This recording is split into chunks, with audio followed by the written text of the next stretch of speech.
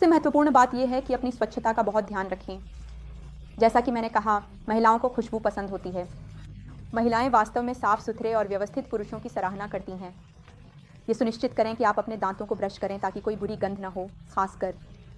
इसी तरह पुरुष अक्सर शिकायत करते हैं कि महिलाएं अपनी स्वच्छता का ध्यान नहीं रखती और अपने प्रति ध्यान नहीं देती। ये समस्या बच्चों के होने के बाद बढ़ने लगती है। इसलिए अपनी स्वच्छता और व्यवस्थितता पर ध्यान देना बहुत ज़रूरी है। अपने ऊपर कुछ खुशबू लगाएं, साफ कपड़े पहनें और अपने साथी के लिए तैयार रहें। इसके अलावा अपनी पत्नी के लिए बलिदान करें ताकि आप दोनों एक दूसरे के बारे में अच्छा महसूस कर सकें। एक सुखद गंध और यौन संबंध के बीच का संबंध महत्वपूर्ण है, इसलिए अच्छी खुशबू का इस्तेमाल करें। पूर्व खेल महिलाओं को शामिल करने के लिए बहुत महत्वपूर्ण है, उन्हें साथ लाने और इस अंतरंगता और यौन संबंध को बढ़ाने के लिए। ये बहुत ज़रूरी है कि थोड़ा प्यार और स्नेह से शुरुआत करें, धीरे धीरे उन्हें तैयार करें, फिर यौन गतिविधियों की ओर बढ़ें। दूसरी बात यह है कि यह अंतर्राष्ट्रीय स्तर पर बहुत देखा गया है। मैंने इसे देखा है जब मैं वहाँ एक सत्र कर रहा था। मेरे क्लाइंट्स यौन संबंध के बाद ये एक समय है अपने साथी के साथ जुड़ने के लिए। उनके साथ रहें, लेटें, बात करें, हंसें और एक दूसरे को छेड़ें ताकि आपका बंधन मजबूत हो सके। खुली बातचीत बहुत ज़रूरी है। महिलाएं, जब आपका साथी निकटता की तलाश करता है तो सकारात्मक प्रतिक्रिया दें। आपका रिश्ता अनोखा है, इसलिए अपने पति का अंतरंग मामलों में समर्थन करें। अपमानजनक शब्दों से बचें। मैं ये अवलोकन साझा कर रहा हूँ क्योंकि ये अक्सर रिश्तों में समस्याओं की ओर ले जाते हैं। ये एक बहुत महत्वपूर्ण समय है जब आपको अपने साथी के साथ होना चाहिए। यौन गतिविधि के बाद थोड़ी देर के लिए अपनी पत्नी या पति के साथ रहने की कोशिश करें। बातचीत में शामिल हों, थोड़ी हंसी मजाक करें और शायद एक दूसरे को छेड़ें ताकि आपके बीच चीज़ें बेहतर हो सकें।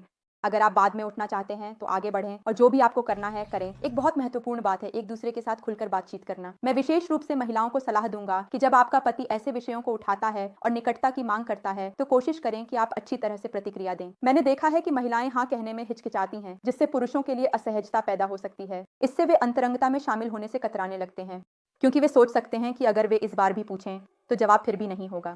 तो आपके बीच का रिश्ता अनोखा है। इसकी तरह कोई और रिश्ता नहीं है, केवल पति और पत्नी के बीच। जब आपका पति आपसे कुछ मांगता है, खासकर बिस्तर में अंतरंग गतिविधियों के बारे में, तो उसका समर्थन करें और उसके लिए वहां रहें। अपमानजनक शब्दों का उपयोग करने से बचें। इसे साझा कर रहा हूं क्योंकि ये कारण है जिनसे लोग कई समस्याओं का सामना करते हैं। अपमानजनक शब्द किसी को बूढ़ा या असमर्थ बना सकते हैं और यह आपके रिश्ते में एक बाधा पैदा कर सकता है। ऐसा लगाना कि आप एक दूसरे का समर्थन नहीं कर रहे हैं। जब आप एक दूसरे ऐसे शब्दों का उपयोग करते हैं, यह असहज कर सकता है और आपके विशेष रिश्ते का आनंद लेना मुश्किल बना सकता है। एक दूसरे केवल सम्मानजनक शब्दों का उपयोग करने की कोशिश। मैं आपको एक नए विषय पर एक नए वीडियो के साथ फिर से मिलूंगा। तब तक अपना ख्याल रखें। तो आपके बीच का रिश्ता ऐसा है जो दुनिया में किसी और के साथ नहीं मिल सकता। ये केवल पति और पत्नी के बीच ही मौजूद हो सकता है। तो आपके पति विशेष रूप से बिस्तर में अंतरंग गतिविधियों के बारे में तो उसका समर्थन करें और उसके लिए वहां रहें। अपमानजनक शब्दों का उपयोग करने से बचें, जैसा कि मैं अक्सर यहाँ रिपोर्ट होते हुए देखता हूँ। मैं जो कुछ भी देखता हूँ उसे साझा कर रहा हूँ क्योंकि ये वो कारण है जिनकी वजह से लोग अपने जीवन में कई समस्याओं का सामना करते हैं। अपमानजनक शब्द किसी को बूढ़ा या असमर्थ महसूस करा सकते हैं और ये आपके रिश्ते में एक बाधा पैदा कर सकता है। ऐसा लगने लगता है कि आप एक दूसरे का समर्थन नहीं कर रहे हैं।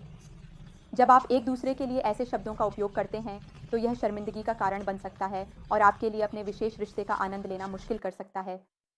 तो दूसरे के लिए केवल सम्मानजनक शब्दों का उपयोग करने की कोशिश करें। मुझे उम्मीद है कि यह वीडियो आपके रिश्ते को सुधारने में थोड़ी मदद करेगा।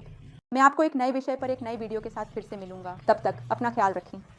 आप बस वहां एक आलसी व्यक्ति की तरह लेटे रहते हैं, बिल्कुल भी हिलना नहीं। ये ऐसा लगता है कि यह केवल मेरी जिम्मेदारी है।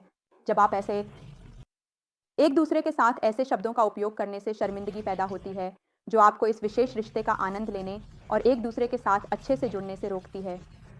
केवल सम्मानजनक शब्दों का उपयोग करने की कोशिश करें, एक दूसरे के लिए और अपमानजनक शब्दों से बचें। मुझे उम्मीद है कि यह वीडियो आपके रिश्ते को सुधारने में थोड़ी मदद करेगा। मैं आपसे एक नए विषय पर एक नए वीडियो के साथ फिर मिलूंगा। तब तक अपना ख्याल रखना।